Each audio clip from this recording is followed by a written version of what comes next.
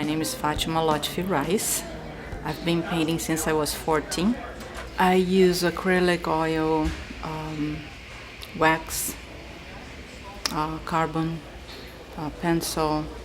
On this one, the theme was water. So it's a lot going on when you are inspired to do something. The funny thing that happens with me is that I have to get on the mood.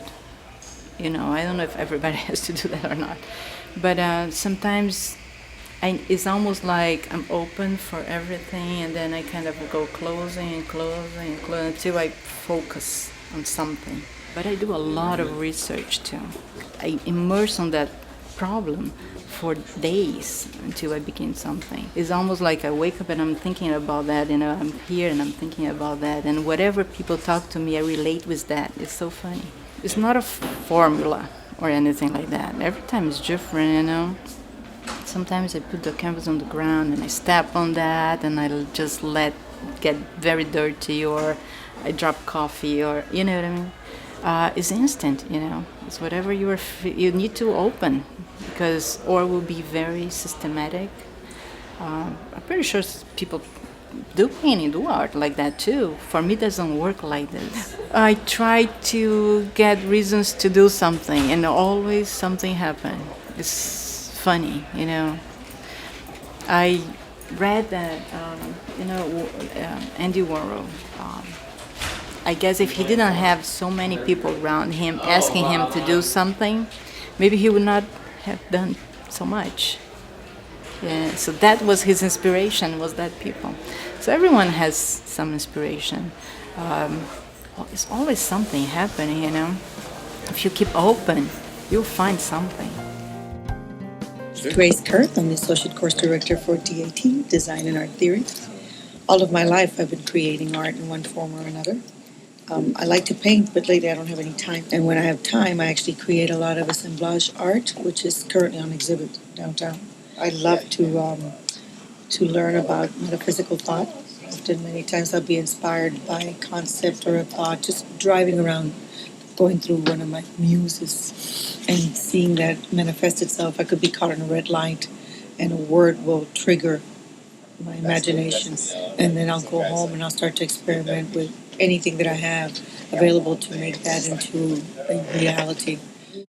Usually my process involves gathering a lot of different materials that might relate to what I'm trying to convey. So that process, the experimentation, is a very important part of it. It's only by experimenting can you see the endless possibilities. So it might be photography one moment, it might be sketching the next. Sometimes I'll just sit there and play with different colored pencils on it. So it's never the same. It's truly about being open to the process.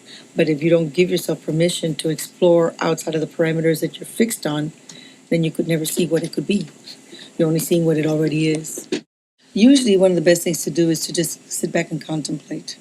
I know it's hard to do that in the environments that we all live in because we have such structures in our life. But I think also that having that mental block is necessary. I think it's the brain's way of shutting down. So when you hit a block or you hit a blue period or time of depression, it is your own instinct telling you right now you need another mode just to get by.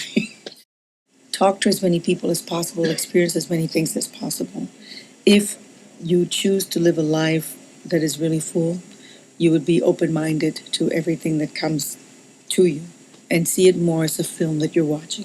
Just be in that moment, experience that moment, and see what it brings to you and see how that might translate itself to your design. My name is Tom Buzbee. I'm the artist in residence here at Full Sail.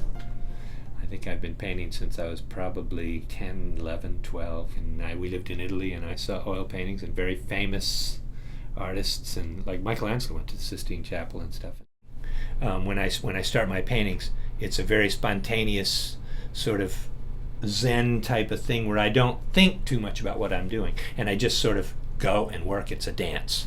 Just kind of throw paint around and get drips the way I want them and get a texture and a surface, get rid of the white canvas, or then I look at it and I kind of evaluate what I think would be an object or a thing, one of these fantasy-like shell-like shapes, striped things, things that look like tropical fish or tropical birds.